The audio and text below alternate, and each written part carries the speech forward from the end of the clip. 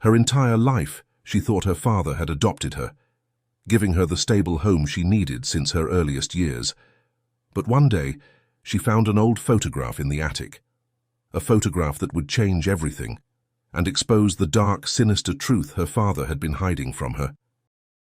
Sunlight streamed through the windows of the Caldwell mansion, creating golden patches on the polished hardwood floors.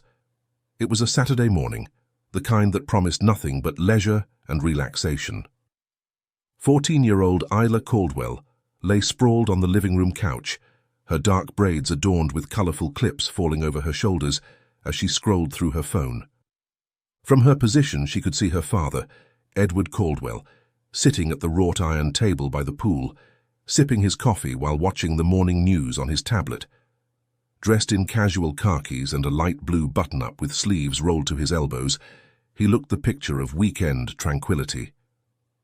"Miss Isla, would you mind moving your feet?" "I need to clean under there," came Maria Alvarez's gentle voice, breaking Isla's social media trance. Isla quickly tucked her legs up. "Sorry, Maria. I didn't even notice you there." Maria smiled warmly as she ran the vacuum under the spot Isla had just vacated. At 35, Maria had been with the Caldwells for nearly 11 years now. She had come to America as an immigrant in her early 20s, with little more than determination and a willingness to work hard. Edward had taken a chance on her back then, offering her a position when she desperately needed it. Her honesty and meticulous work ethic had quickly made her indispensable to the household. "Did Carla text you about the science project yet?" Maria asked, genuinely interested in Isla's life as she always was. "Yeah, she wants to meet tomorrow to work on it. She thinks we should do something about biodegradable plastics," Isla replied, then launched into a detailed explanation of the project parameters. Maria listened attentively as she worked, asking questions at all the right moments. For Isla, Maria was more than just the live-in maid. She was a confidant, a shoulder to lean on, a female presence in a house that had never known a mother's touch, or so Isla had always been told. "There," Maria said, turning off the vacuum cleaner. "Lower floor is all done, now I just need to go upstairs." Isla immediately jumped up. "I'll come with you, I was getting bored down here anyway." Together they climbed the grand staircase, Maria carrying her cleaning bucket, while Isla chatted about school drama. Through the upstairs window, Edward noticed them and called out, "Maria, could you please clean the attic today? It's been a while since it was given a proper dusting." "Yes, sir," Maria replied with a respectful nod. Edward's gaze shifted to his daughter. "Isla, honey, don't disturb Maria while she cleans the attic. Why don't you come swim with me instead?" Isla's brow furrowed. "Why can't I go to the attic with her? You never let me up there." "There's nothing up there but dust and cobwebs," Edward replied, his tone light but his eyes serious. "It's not a place for kids." "I'm not a kid anymore, Dad. I'm 14, Isla protested. Edward's smile didn't quite reach his eyes. "The pool is much nicer than a musty old attic. Trust me." Isla rolled her eyes. "Fine, I'll just text Carla from my room." Edward seemed to relax a bit at that. "Okay, sweetie." As Isla and Maria continued up the stairs, Edward caught Maria's gaze and gave her a meaningful look. Maria nodded slightly in understanding. In all these years, she had never questioned why Edward kept the attic off limits to Isla, assuming it was simply a health concern. Old houses had all sorts of potential allergens and hazards after all. Maria detoured to the garage and returned with the attic key. She headed for the pull-down staircase at the end of the hallway, assuming Isla had gone to her room as she'd said. But Isla, curiosity burning within her, had other plans. She waited until Maria had climbed the narrow stairs and then quietly followed behind her. When she poked her head into the attic, Maria was already inside, setting down her cleaning supplies. The older woman turned, startled by Isla's presence. "Miss Isla?" Maria put her hands on her hips in exasperation. "You shouldn't have lied to your father. You know he doesn't want you up here." Isla pressed her finger to her lips. "Please, Maria. I won't make any noise, and I won't tell Dad. I just want to see what's so special about this place that I've been forbidden from it my whole life." Maria shook her head, clearly torn. "We'll both be in trouble if your father finds out. You know how serious he is about the attic." Looking around, Isla could see why her father might want to keep her away. The place was filthy. Dust covered every surface, cobwebs stretched between old furniture, and stacks of boxes created a maze throughout the space. But nothing seemed particularly dangerous or mysterious. It would take you hours to clean all this by yourself, Isla reasoned. I'll help you and we'll finish before Dad even realizes. Please. Maria sighed deeply, knowing that arguing would only waste more time and increase the risk of Edward discovering them. 10 minutes, she conceded. Then you go back to your room. Deal, Isla agreed eagerly. As they began to clean, Isla found herself drawn to the items stored away in the attic. There was an old wooden baby pen, boxes of tiny clothes, and toys that hadn't seen the light of day in years. A bassinet sat in one corner, covered with a sheet for protection. Why would Dad keep all this baby stuff? She wondered aloud. Maria merely shrugged, focusing on her task of dusting the high beams. A colourful box caught Isla's eye, and she knelt to inspect it. Inside were children's books, their covers faded but still charming. She pulled out one with a particularly silly illustration on the front, chuckling at the cartoon animals. As she flipped through the pages, something slipped out and fluttered to the floor. Isla bent down to pick it up, a photograph. In it, her father, looking much younger, stood beside a beautiful black woman in a hospital bed. In the woman's arms was a tiny infant, wrapped in a blue blanket. Her breath caught in her throat.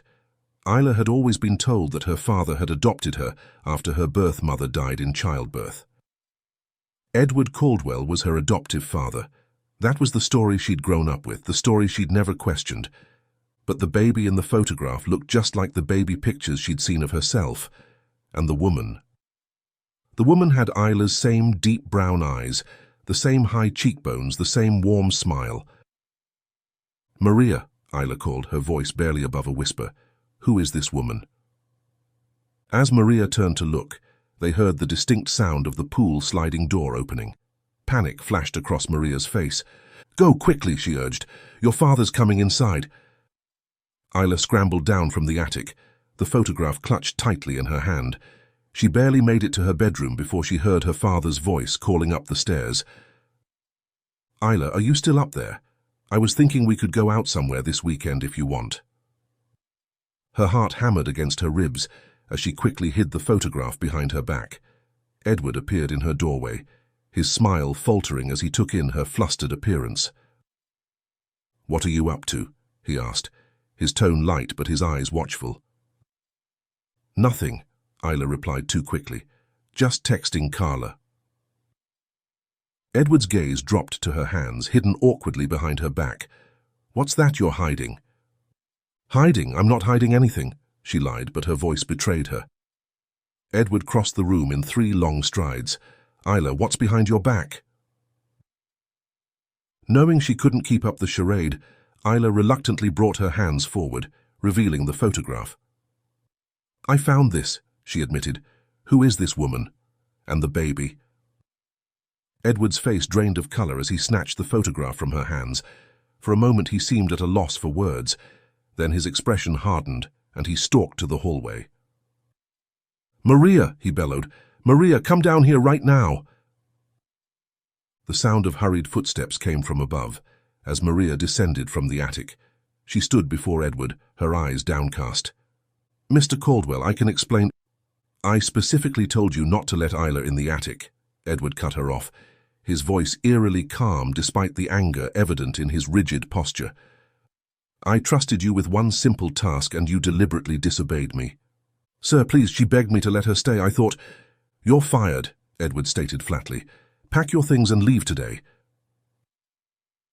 Isla gasped.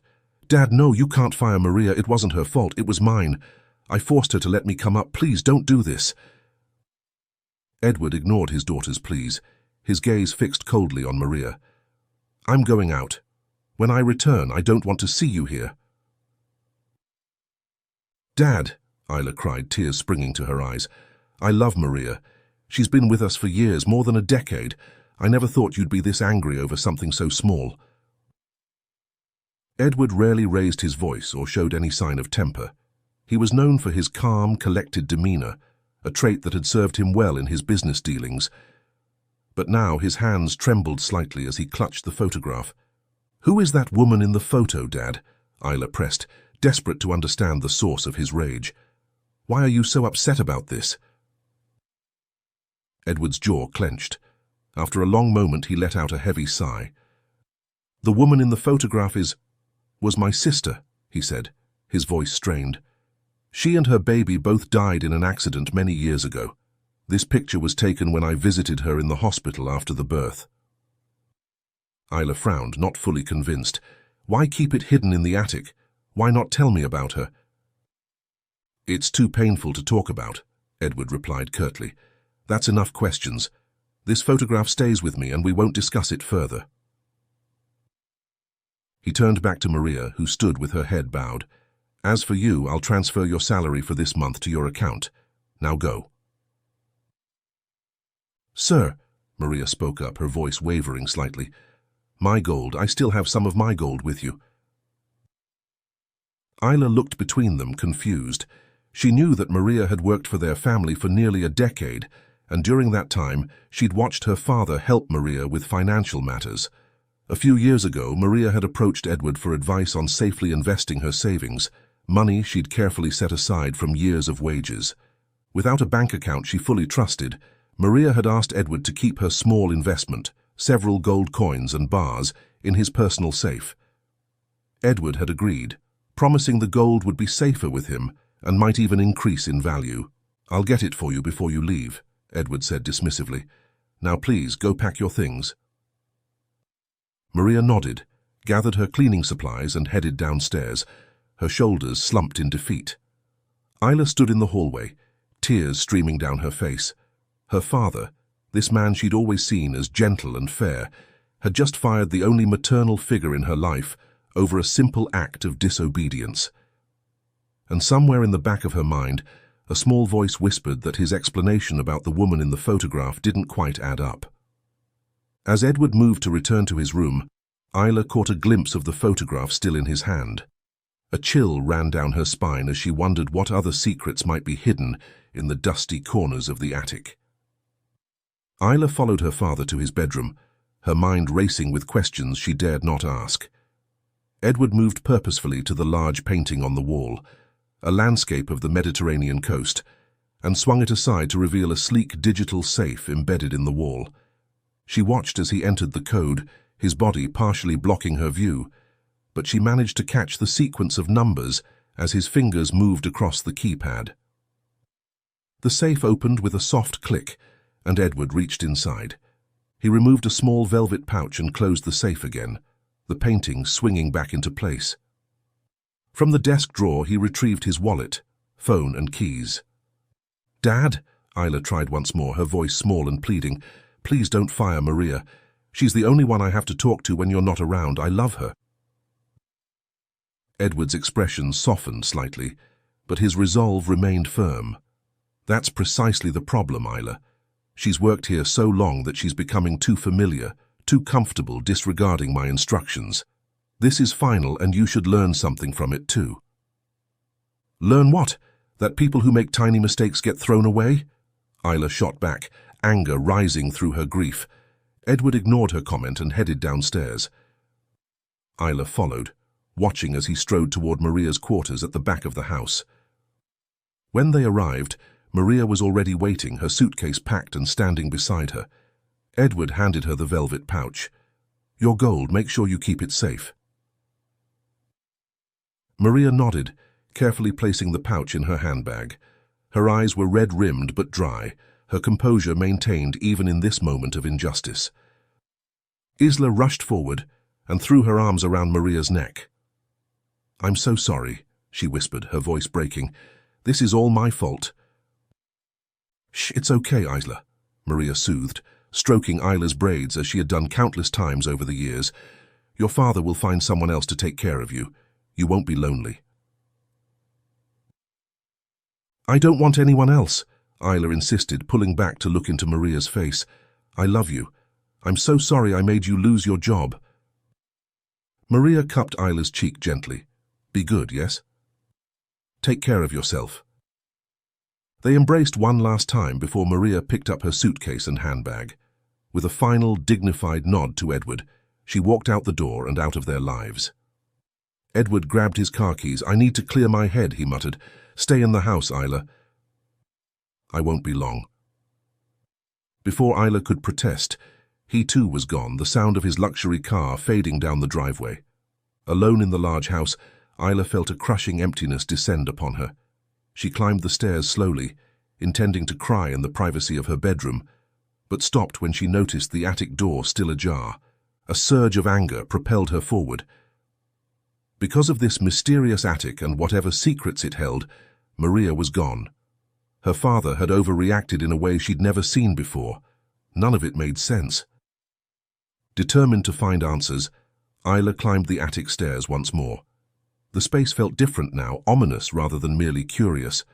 She wandered among the boxes and forgotten furniture, wondering why her father would keep all these nursery items if they belonged to his dead sister. Wouldn't they be with her husband or other family members? A photo album peeking out from one of the boxes caught her eye. She pulled it out and began to flip through the pages, finding more images of the woman from the photograph. In some, she was alone. In others, she stood beside a younger Edward. Then she found it, a family portrait taken at what appeared to be a wedding. Her breath caught in her throat as she recognized the woman from the hospital photo, now dressed in a beautiful white gown. Beside her stood Edward in a tuxedo, his arm around her waist, both of them beaming with happiness. Isla's mind reeled as she compared the images. The woman wasn't Edward's sister at all, she was his wife. And if that was the case, what other lies had he told? The sound of the front gate opening cut through her thoughts. Her father was back already. Quickly, she slipped the wedding photo into her pocket and closed the album, returning it to its box. She needed more time to process what she'd discovered, but for now she had to get out of the attic before her father caught her there again. As Isla reached the bottom of the attic stairs, she heard a soft metallic sound, like a key dropping on the hardwood floor. Her heart leaped into her throat. Had her father already come upstairs? She crept cautiously toward the hallway, preparing herself for another confrontation. But instead of her father, she spotted Maria walking slowly toward Edward's bedroom. "Maria!" Isla called out, confusion and relief mingling in her voice. Maria jumped, her hand flying to her chest.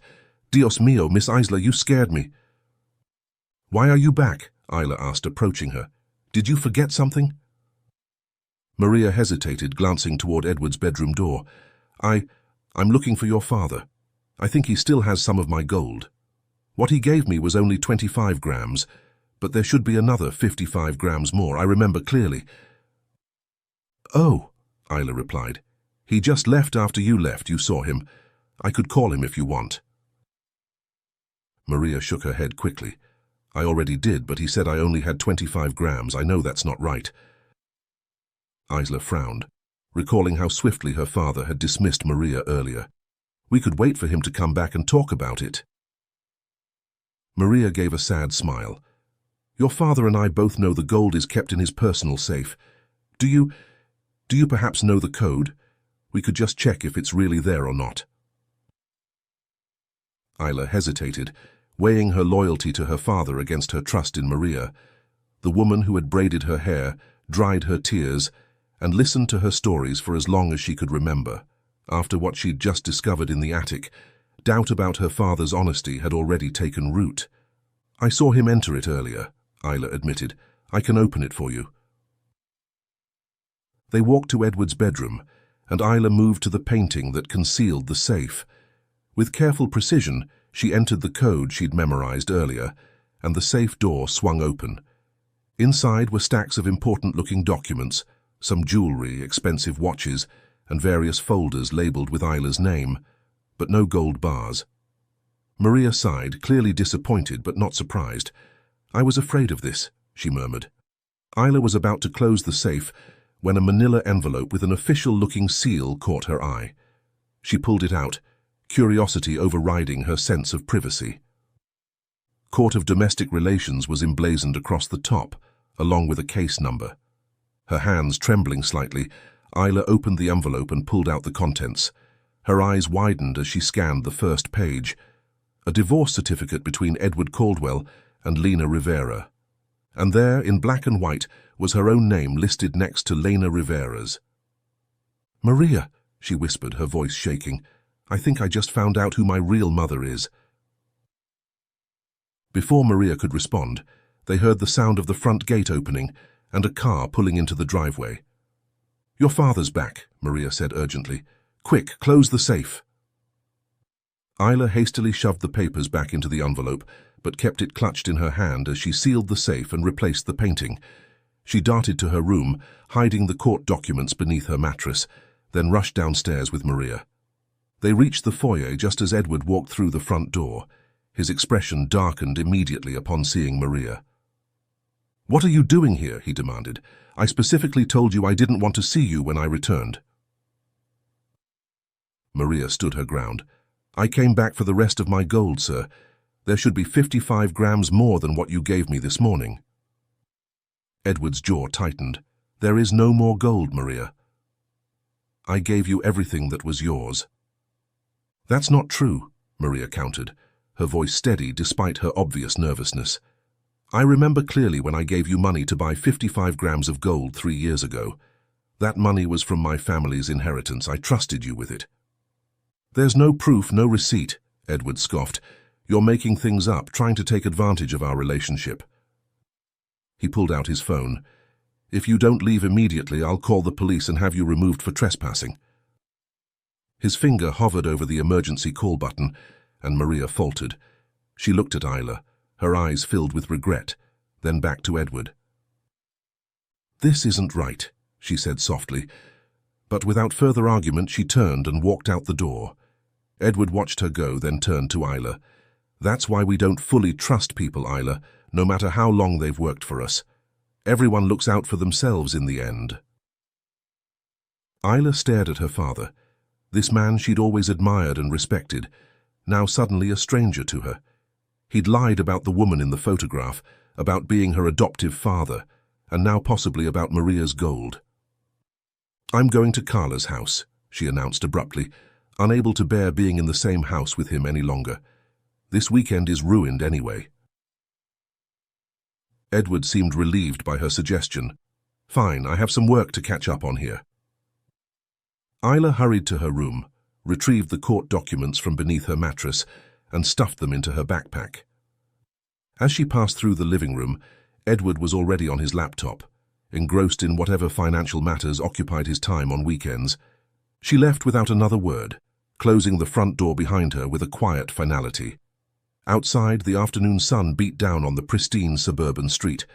Isla pulled out the divorce papers, searching for an address. There it was, Lena Rivera's last known residence, listed as part of the settlement. According to the documents, the home had been awarded to her along with child custody. Isla checked the address on her phone's map app. It was only 3 bus stops away. Taking a deep breath, she headed toward the nearest bus stop, determined to find the woman who might be her real mother. As she approached the bus stop, she spotted a familiar figure sitting on the bench. Maria, weighed down by her suitcase and bags, waiting for her own bus. "Maria!" Isla called out, rushing toward her. Maria looked up, surprised. "Miss Isla? What are you doing here?" Isla quickly explained what she'd found in the divorce papers and her plan to find Lena Rivera. "I think she's my real mother, Maria, and I think my dad has kept something from me. Do you think she's been lying my whole—" Concern washed over Maria's face. "I'm not sure, love, but I can tell this is very serious. Perhaps you shouldn't go alone. Maybe ask your dad about it first. He would be upset, but he's still your father. He would have an answer." Isla considered, but she didn't seem satisfied. "I don't know. I don't feel... after everything he did to you." Isla asked Maria hopefully, "Will you come with me?" Maria hesitated. "I want to help you, but I don't wish to cause more trouble. Your father is very angry with me already." The bus approached, its brakes hissing as it pulled up to the curb. Maria looked at her heavy bags, then at Isla's pleading face. "I need to drop these bags at my home," she finally said. "They're too heavy to carry around. But here—" She pulled out a small notepad and pen from her purse, quickly writing down her phone number and address. If you need anything at all, you call me, understand? Isla nodded, tucking the paper into her pocket. They boarded the bus together, but 3 stops later, Isla stood to leave. Be careful, brave girl, Maria warned as Isla stepped off the bus. And call me when you're done. I want to know you're safe. I will, Isla promised, waving as the bus pulled away. Standing alone at the unfamiliar bus stop, Isla checked the address once more and began walking toward what she hoped would be answers to the questions that had upended her world in a single day. Isla's heart pounded as she approached the modest 2-story house at the end of the tree-lined street. It wasn't as large or grand as her father's mansion, but it had a welcoming charm. Window boxes filled with bright flowers, a small, well-kept garden, a porch swing gently moving in the afternoon breeze. She stood at the bottom of the steps, gathering her courage. If the woman who lived here really was her mother, how would she react to Isla showing up unannounced? Would she even recognize her? Want her? Taking a deep breath, Isla climbed the steps and pressed the doorbell. The melodic chime echoed inside, followed by approaching footsteps. The door swung open, and Isla found herself face to face with a woman who could have been her reflection in 20 years' time. The same deep brown eyes, high cheekbones, full lips. Her hair was styled in short, natural curls, and fine lines creased the corners of her eyes, but the resemblance was undeniable. The woman froze, her hand flying to her mouth. "Oh my God," she whispered. "Are you Lena Rivera?" Isla asked, her voice quavering. The woman nodded slowly, her eyes never leaving Isla's face. She seemed to be fighting the urge to reach out and touch her, to confirm that Isla was real and not a figment of her imagination. "My name is Isla Caldwell," Isla continued. I think you might be my mother." Lena's eyes filled with tears. "Isla," she breathed, the name a prayer on her lips. "My baby girl." She stepped forward as if to embrace Isla, then stopped herself, composing her features into something more controlled. "Please come in," she said, her voice thick with emotion. The interior of the house was warm and inviting, filled with colorful artwork and comfortable furniture. Isla followed Lena to a cozy living room where they sat facing each other, both too overwhelmed to speak at first. "How did you find me?" Lena finally asked. "I found these in my dad's safe," Isla said, pulling the papers from her backpack. "There was a photo in the attic this morning, you, my dad, and a baby, in a hospital. He got really upset when I found it. He even fired Maria, our maid, just for letting me go up there. Then when he left the house, I went back and found these." Lena's eyes widened. "I'm so sorry, Isla. That must be hard on you." "She's been taking care of me since I was 3, Isla explained. "She's practically raised me alongside Dad."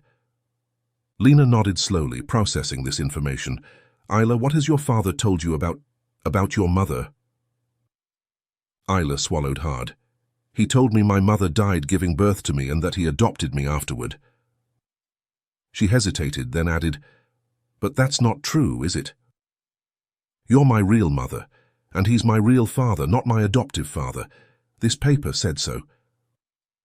"Yes," Lena confirmed softly.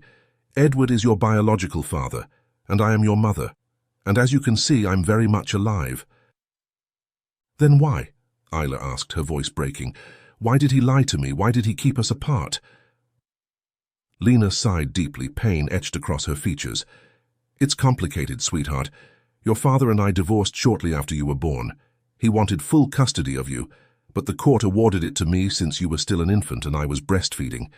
Edward has always been a man who gets what he wants, and he wasn't happy with the arrangement." She gestured around the house. "The court ordered him to provide this house for us and monthly support payments, but about a year later, he came to me with an offer, a large sum of money in exchange for you." Isla's eyes widened in disbelief. "He bought me?" Before Lena could respond, there was a forceful knock at the front door. They froze, Lena's expression shifting from sadness to fear. "Isla," she whispered urgently, "go hide in the bathroom now." "Why?" "Who is it?" "I think it's your father," Lena said, rising from her seat. "I'm not afraid of my father. Why should I hide from him? Please, just go. I don't want him to know you're here." Isla hesitated for only a moment, before hurrying down the hallway and into the bathroom, leaving the door slightly ajar so she could hear. She'd left her backpack in the living room. She realized too late. Clear evidence of her presence. From her hiding place, she heard the front door open and her father's voice, sharp and demanding. "Where is she, Lena? Where's Isla?" How had he known she would come here, Isla wondered. "She's not here, Edward," she heard Lena respond, her voice steady despite the evident tension. "Don't lie to me," Edward growled, his voice low and sharp. "She found the divorce papers, I know it. The painting wasn't straight when I entered the bedroom, and when I checked the safe, they were gone. She told me she was going to a friend's house, but she's not there, so don't play dumb. I know she came looking for you." Isla's heart hammered in her chest. The father she'd known her whole life, gentle, reasonable, caring, sounded like a completely different person now. His voice was cold and threatening in a way she'd never heard before. "I'm calling the police if you don't leave right now," Lena stated firmly. There was a moment of silence, then a sharp sound that made Isla jump, the unmistakable crack of a slap, followed by a crash as something, or someone, fell against furniture. "I warned you years ago what would happen if you ever tried to see her again." Edward's voice was low and menacing now. Isla's fear turned to horror as she realized her presence had put her mother in danger. She had to do something, call for help, create a distraction, anything to stop whatever was happening in the living room. But as she reached for her phone, she realized with a sinking feeling that it was in her backpack. The backpack she'd left in plain sight in the living room. Heart pounding, Isla crept out of the bathroom and peered down the hallway toward the living room. What she saw made her blood run cold. Edward stood over Lena, who was sprawled on the floor beside an overturned coffee table. Her backpack was in his hands, its contents spilled across the floor, including the divorce papers. "Where is she?" Edward demanded again, his voice unnervingly calm despite the violence of his actions. "I told you, she's not here," Lena insisted, slowly pushing herself up. Edward's gaze swept the room, then down the hallway. Isla quickly ducked back, but not fast enough. Their eyes met for a split second before she retreated into the bathroom.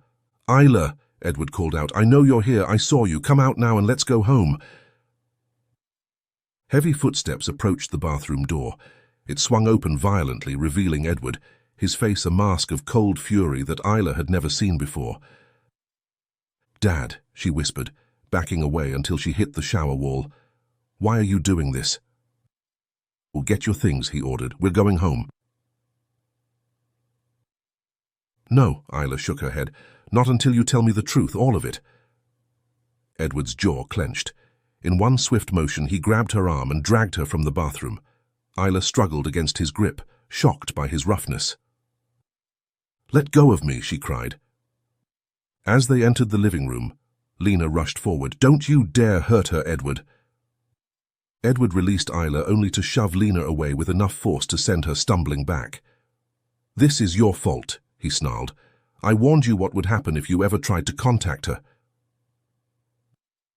"She found me," Lena shot back. "Your lies are catching up with you, Edward. She deserves to know the truth." Edward's expression darkened. He reached into his pocket and pulled out his car keys. "Both of you outside, now." When neither woman moved, he grabbed Isla's arm again, his fingers digging painfully into her skin. "I won't ask again." "Dad, you're hurting me," Isla whimpered, tears streaming down her face. For a moment, something like regret flashed across Edward's features, but it was quickly replaced by determination. "Outside," he repeated. Seeing no choice, Isla allowed herself to be led to the front door. Lena followed, her eyes never leaving Edward's hand on her daughter's arm. Once outside, Edward marched them to his car, parked haphazardly in the driveway. He opened the back door and pushed Isla inside, then rounded on Lena. "Get in," he ordered. "Edward, please," Lena pleaded. "Let's talk about this rationally. Isla's old enough to understand." "Get in the car," he roared, causing both women to flinch. Lena reluctantly slid into the back seat beside Isla. Edward slammed the door and moved to the driver's side. As he started the engine, Isla whispered to Lena, "I'm so sorry, this is all my fault." Lena squeezed her hand. No, Isla, none of this is your fault. Edward drove erratically, his knuckles white on the steering wheel. Dad, what are you doing? Isla asked, fear constricting her throat. He didn't answer. When they arrived at the Caldwell mansion, Edward parked in the garage and turned to face them. Out, he commanded.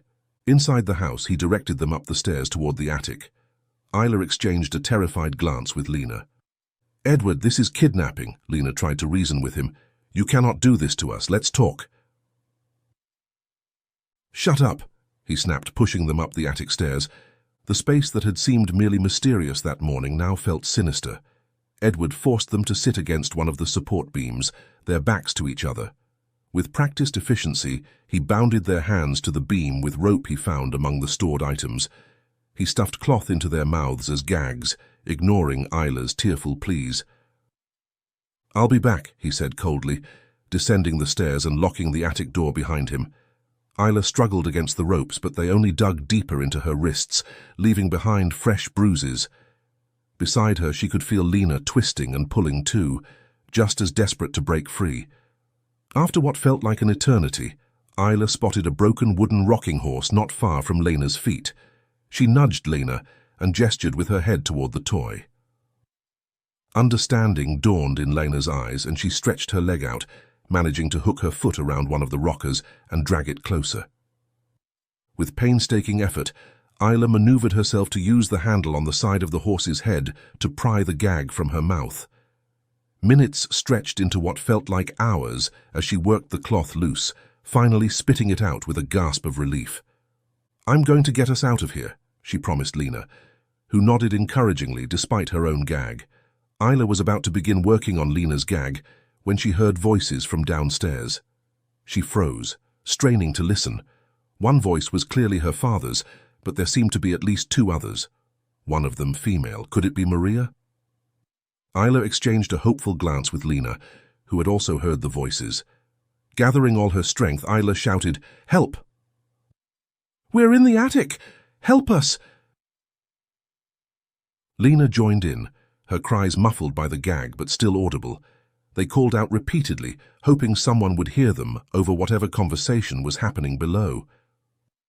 Suddenly the attic door flew open and Edward appeared, his face contorted with rage. "Shut up," he hissed. "No one can hear you." But as he approached them, Isla caught a glimpse of uncertainty in his eyes.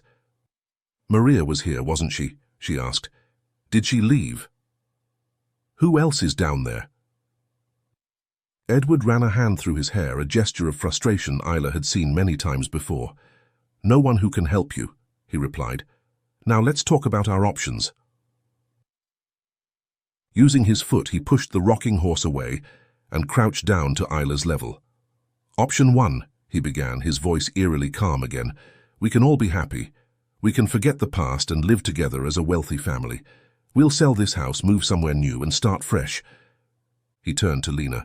"We can put the past behind us, can't we, Lena?" "For Isla's sake." Lena glared at him over her gag, hatred burning in her eyes. "Option 2, Edward continued, is much less pleasant. We all go our separate ways, living lonely, sad lives." He paused, a cruel smile playing at his lips. "I send Lena to Jake." At this, Lena's eyes widened in terror. "And Isla goes to a monastery overseas, run by a friend of mine, your choice." "I don't understand," Isla said, her voice shaking. "You're so overreacting, Dad. All of this, it's too much. You never acted like this to me. Why are you so upset? Why can't we just talk like normal people?" Edward sighed heavily. "Lena, why don't you tell her the truth, all of it?" He reached over and removed Lena's gag. She coughed and worked her jaw before speaking. "After I gave birth to you," she began, her voice hoarse, "I discovered that Edward already had a wife, his first wife. She couldn't have children of her own and wanted to adopt you. They offered me money, a lot of money, to give you up." Isla gasped, looking at her father in disbelief. "I refused," Lena continued, her voice barely above a whisper. "That's when Edward divorced me. The court awarded me custody, this house, even monthly support. But when you were about a year old, he took you from me. He said if I went to the police, he'd kill me, and he meant it." She looked away, her eyes glistening. And he told me he wouldn't hesitate to abandon you if anything happened to him because of me. So that's why you told me you were my adoptive father? Isla asked. Because you never really want me? Edward didn't deny any of it. I didn't want you asking questions about your mother. My first wife, Celine, was desperate for a child, always whining, always crying about not being able to have one. She begged me to adopt. But then I met your mother, and I figured if I was going to have a kid, it might as well be my own blood. Maybe even my ticket out of that miserable marriage. He let out a bitter laugh. But your mother? She was worse than Celine, a damn idealist. Thought love and truth were everything. She flipped when she found out what I did for a living, a financial broker, right after the pregnancy. That's when I realized she wasn't just naive, she was a threat. So when you're born, I didn't want to form too deep an attachment. Who was the first wife? Isla asked. I've never seen any woman at our house. She took care of you until you were 3, Edward replied. Then the stock market crashed and I had debts to pay. She took what money was left and disappeared, leaving me to raise you alone. That's when I hired Maria. She's a lifesaver. It was all too much to process. Isla felt sick, trapped in this nightmare version of her life where nothing was as it seemed. So now, Edward continued, I'm offering you both a chance. We can be a family again. A real family. I've recovered financially and Isla's nearly grown. We can forget the past. Isla exchanged a disgusted look with Lena. The idea of playing happy family with this man who had lied, kidnapped and threatened them was absurd. We'll never agree to that, Isla stated firmly. Just let us go, please, Dad. Edward's face hardened. Then it's option 2. I'll simplify my life. He called out, Jake, come up here. Who's Jake? Isla asked Lena quietly. Before Lena could answer, heavy footsteps sounded on the attic stairs, and a burly man in a leather jacket appeared. His cold eyes swept over the 2 bound women without emotion. Jake here is very good at making people disappear, Edward said casually, as if commenting on the weather. I keep men like him around for the kind of situations my line of work occasionally demands. Terror gripped Isla. No, please don't hurt us. Just let me leave with my mum. I won't tell anyone what happened. Too risky, Edward shook his head. You can continue to be my daughter, carry my name and inherit my wealth. But I can't trust either of you now, not even Maria.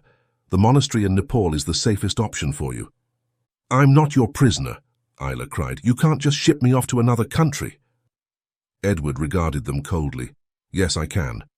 My friend there will take care of you very well. So, what will it be? Option 1. We sign some paperwork, some non-disclosure agreements and live comfortably together. Or option 2. Before either could respond, the sound of police sirens pierced the air, growing louder by the second. Jake rushed to the attic window, peering out at the street below. Cops, he reported gruffly. They've got the place surrounded. That maid is with them. A surge of hope shot through Isla at the mention of Maria. She must have heard their cries for help after all. Edward's face paled. He quickly replaced Isla's gag and turned to Jake. Watch them, he instructed. You know what to do. Jake nodded, a sinister grin spreading across his face as he reached for his phone. Isla exchanged a terrified look with her mother. What did "you know what to do" mean? Edward hurried down the attic stairs. He locked the door behind him, pocketing the key and taking a moment to compose himself. Everything was unraveling too quickly, but he'd been in tight situations before. He just needed to stay calm and think. He straightened his shirt collar and ran a hand through his hair, schooling his features into the pleasant, confident expression that had served him well through countless business negotiations. The front doorbell rang, its cheerful chime a stark contrast to the turmoil inside him. Through the frosted glass of the front door, Edward could make out several uniformed figures. He took a deep breath and opened the door, his practiced smile firmly in place. "Good afternoon, officers. Is there a problem?" he asked, his voice steady despite the panic fluttering in his chest. The lead officer stepped forward. "Mr. Caldwell, I'm Officer Brennan. We're responding to a complaint filed by Maria Alvarez." Edward's smile faltered When he spotted Maria standing behind the officers, her chin raised defiantly. The betrayal stung, though he should have expected it. People always disappointed him in the end. "Maria," he acknowledged coolly, "I thought we had resolved our issues earlier today." Officer Brennan consulted his notepad. "Ms. Alvarez has filed a formal complaint stating that you, as her former employer, have unlawfully withheld her personal property, specifically gold bars she entrusted to you for safekeeping and investment." Edward scoffed, crossing his arms. "That's ridiculous. She has no proof of such an arrangement." "Actually, sir," Maria spoke up, stepping forward with her phone in hand, "I have proof. The receipt of my bank transfer to your account 3 years ago, photos of the gold when you first showed it to me, and our text messages discussing the investment." Edward's mind raced. He'd forgotten about those messages, had assumed Maria wouldn't be savvy enough to keep such records. A miscalculation on his part. "We have a search warrant based on Ms. Alvarez's testimony," Officer Brennan continued, presenting the document. "We're authorized to search the premises for the gold in question." Edward felt the situation slipping from his control. More concerning than the gold was the possibility of them discovering Isla and Lena bound in the attic. He needed to get these officers out of his house as quickly as possible. "This is completely unnecessary," he said, forcing a conciliatory tone. "Maria, if this is about your gold, I'm happy to return what's rightfully yours. There's no need to involve the police." But the officers were already moving past him into the foyer, their eyes scanning the luxurious interior of the Caldwell mansion. "The gold, Mr. Caldwell," Officer Brennan prompted. "Where is it kept?" Edward's mind worked furiously. The 55 grams of gold that Maria was asking for, he had liquidated that years ago, using it to cover some losses when the market dipped. But he couldn't admit that now. "Let me check my storage room," he said, leading them toward a small room off the main hallway. Inside, he moved to a section of the wall that appeared ordinary, but concealed another safe, smaller than the one in his bedroom. He entered the combination, acutely aware of the officers watching his every move. The safe clicked open, revealing various valuable items, mostly jewelry he'd acquired over the years, some of it from his former wife. He selected several pieces that he estimated would approximate the value of Maria's missing gold. "Here," he said, turning to present them to Maria. "This should cover the value of what you claim is missing." Maria shook her head firmly. "This is not mine, Mr. Caldwell.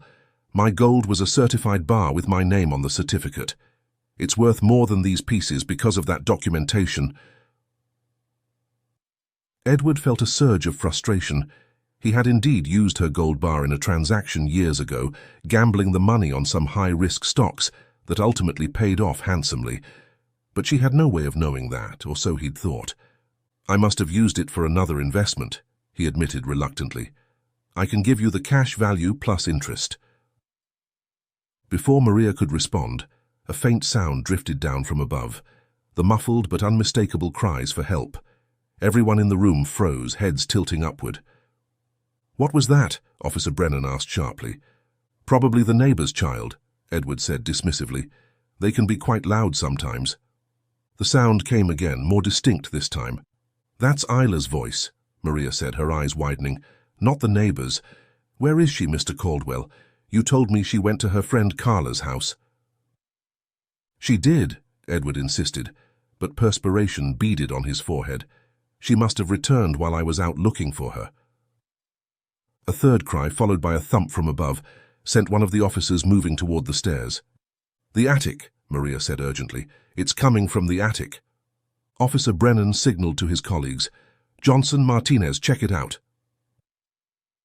"Wait," Edward called, but the officers were already halfway up the stairs.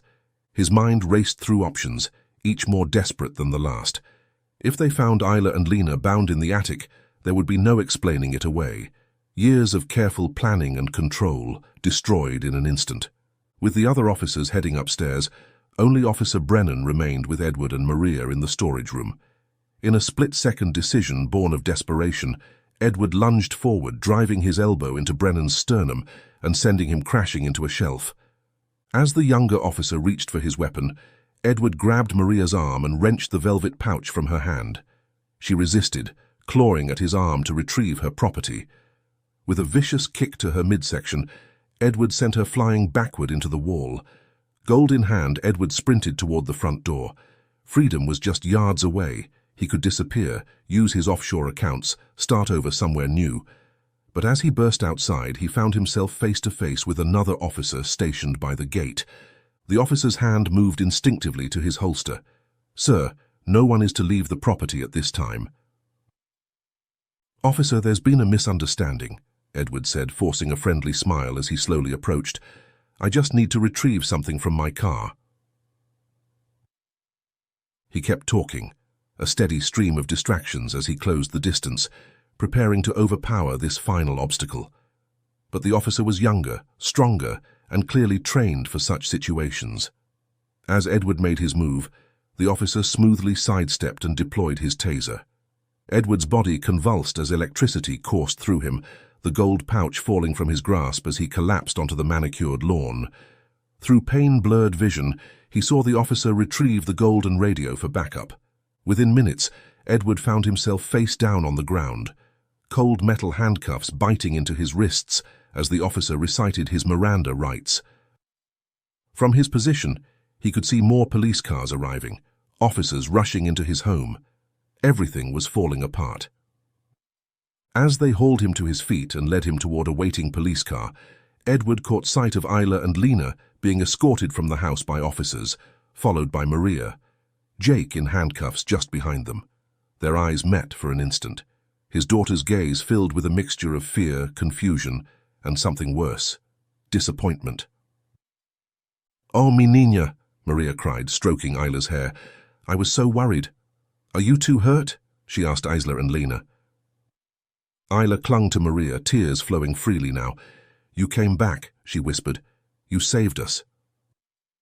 She caught sight of Edward being placed in a police car, his hands cuffed behind his back. Their eyes met briefly, his filled with cold fury, hers with a mixture of fear, sadness, and relief. Maria pulled back, cupping Isla's face in her hands. "Of course I came back. When I didn't hear from you, I got worried. I tried calling, but you didn't answer. I remembered the address you mentioned and came back to check on you, but you weren't there. I came here, but your dad said you were gone with your friends." She glanced at Lena, who stood watching their interaction with an unreadable expression. "I had a bad feeling, so I went to the police, told them everything, about the gold, about how strangely your father was acting, about you going to find your mother. They came right away." One of the officers approached them. "Mrs. Rivera," he addressed Lena. "We'll need statements from both you and your daughter." Lena nodded. "Of course, but first I want to know what's going to happen to Edward." "He's being charged with multiple offenses," the officer explained. "Kidnapping, assault, false imprisonment to start. His associate will face similar charges. They'll be taken to the station for processing." As the officer continued explaining the legal process, Maria pulled Isla aside. "Your father, he mentioned something about his office, about records there. I told the police and they're sending a team to search it." Isla nodded absently, still processing everything that had happened. Her entire world had been upended in a single day. The father she thought she knew was being taken away in handcuffs. The mother she thought was dead stood just feet away. And Maria, the one constant in her life, had risked everything to save her. "What's going to happen to me now?" she asked quietly. Maria squeezed her hand. "I don't know, dear, but you're not alone. Remember that." The EMTs arrived to check Isla and Lena for injuries. Aside from bruising on their wrists and a bruise forming on Lena's cheek where Edward had struck her, they were physically unharmed. "We'll need you all to come to the station to give your statements," an officer informed them. "A representative from Child Services will meet us there to discuss temporary arrangements for the minor." Isla's heart sank at the word temporary. She looked between Maria and Lena, uncertain where she belonged now. As they were escorted to separate police cars, Isla caught a glimpse of Edward being driven away. The man who had raised her, who had taught her to ride a bike and helped with her homework, who had lied to her for 14 years and threatened to ship her off to a foreign place when the truth came out. She turned away, focusing instead on the road ahead and the uncertain future that awaited her. The police station buzzed with activity as Isla was led to a small private room. A woman in a navy blazer introduced herself as Ms. Chen from Child Protective Services, her kind smile doing little to ease Isla's anxiety. "I know this has been a traumatic day for you," Ms. Chen began. "I'm here to make sure you're safe and to figure out what happens next." Isla nodded numbly, clutching the paper cup of hot chocolate someone had pressed into her hands. She felt drained, her mind struggling to process the cascade of revelations and horrors she'd experienced. She recounted everything: the photograph in the attic, Maria's firing, finding the divorce documents, meeting Lena, and Edward's subsequent violence. Ms. Chen listened attentively, taking notes and occasionally asking clarifying questions. "You've been incredibly brave," Ms. Chen told her when she finished. "Now we need to discuss your living arrangements going forward." A spark of hope flickered in Isla's chest. "Can I stay with my mom?" "With Lena?" Ms. Chen's expression turned sympathetic. "That's what we need to talk about. There's been a development." As if on cue, a police officer entered the room and whispered something to Ms. Chen. Her eyebrows rose in surprise and she nodded grimly. "What is it?" Isla asked, dread pooling in her stomach. "What's happened?" Ms. Chen sighed. "Your father has made some serious allegations against your mother, Lena. He claims she's a drug user and therefore unfit to care for you." "That's a lie," Isla exclaimed. "He's just trying to control us again." "We take all allegations seriously," Ms. Chen explained. "The officers who searched Lena's home found substances that need to be tested. Until we can verify or disprove his claims, Lena cannot be considered for guardianship." Isla's heart sank. "But that's not fair. He probably planted those things himself. Lena was kind, calm and clear-headed when I met her. She's nothing like what he's saying." She turned to the officer, her voice rising. "The man who watched over us in the attic, Jake, he was calling someone. I couldn't hear what he said, but Edward told him to do what he's supposed to do." When police arrived, "You have to check them. They might have planted those substances there, please." "I understand your frustration, and thank you for sharing the detail with us, Ms. Caldwell," Ms. Chen said gently. "The investigation will be thorough. In the meantime, we need to find a temporary placement for you." "What about Maria?" Isla asked desperately. "Can I stay with her? She's taken care of me since I was 3. "We'll need to speak with her and conduct a background check," Ms. Chen replied. "Would you like me to bring her in so we can discuss it?" Isla nodded eagerly, clinging to the possibility of staying with the one person who had been a constant in her life. A few minutes later, Maria entered the room, immediately moving to Isla's side and taking her hand. Ms. Chen explained the situation: Edward's allegations against Lena, the need for Isla to enter temporary care, and Isla's request to stay with Maria. "Would you be willing to act as Isla's guardian during this transitional period?" Ms. Chen asked. Maria's expression was pained. She squeezed Isla's hand. "Mi niña, I love you very much, but—" She trailed off, clearly struggling with her response. Isla's heart sank. "But what? Don't you want me?" "Of course I want you," Maria assured her quickly. "It's just, I don't have my own home. All these years I've lived at Mr. Caldwell's house. When I'm not there, I stay with my brother in a very small apartment. It's not a proper place for a young lady like you." Tears welled in Isla's eyes as the weight of it all settled over her. Was this what her father meant? That she'd end up living a sad, lonely life? With both her parents out of reach, she wasn't going home. She was heading into the foster system, a future she'd never imagined, a fate she'd never prepared for. "I understand," she whispered, though her heart was breaking. Maria's face crumpled at Isla's resignation. She seemed to be wrestling with something internally. Then determination crossed her features, and she straightened her shoulders. Opening her purse, Maria removed the velvet pouch Edward had given her earlier that day. "The gold," she said, placing it on the table. "We can sell this. It will give us enough to find a place to stay, and I will find another job. I can be your guardian." Isla looked up in surprise. "You would do that for me?" "You are like a daughter to me," Maria said simply. "I will not abandon you." Ms. Chen observed their interaction with interest. That could be a viable solution, she acknowledged. If you can secure suitable housing and employment, we can work on making a more permanent arrangement. Hope bloomed in Isla's chest, but reality quickly tempered it. Even if Maria sold the gold immediately, finding housing and a job would take time. In the meantime, Isla would still need to enter the system.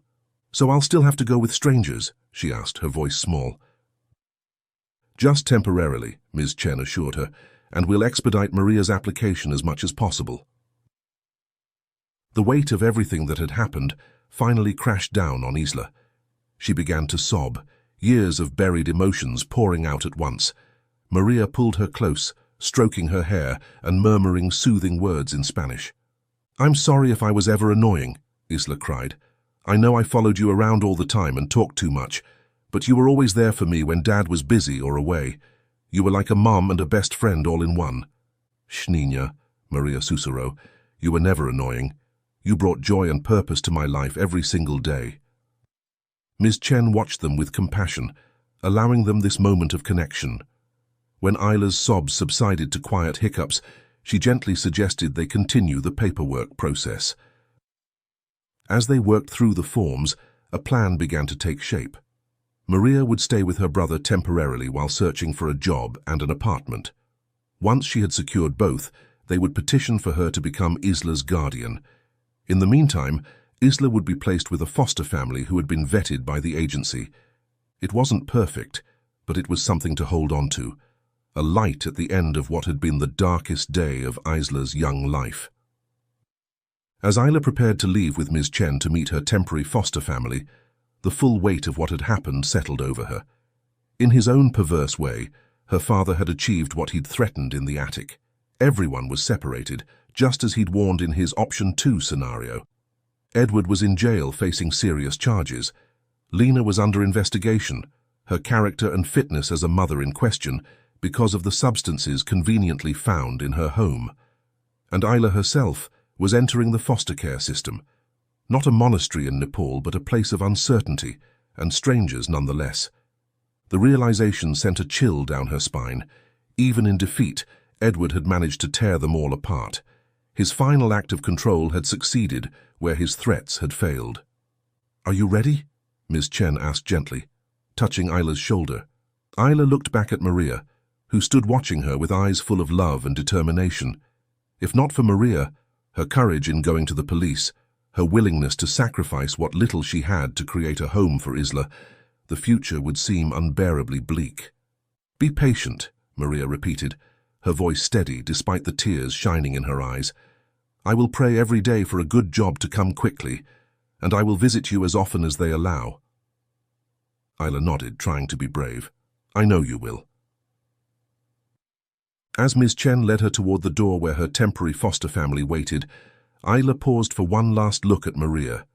Despite everything, the lies, the violence, the upheaval, she wasn't completely alone.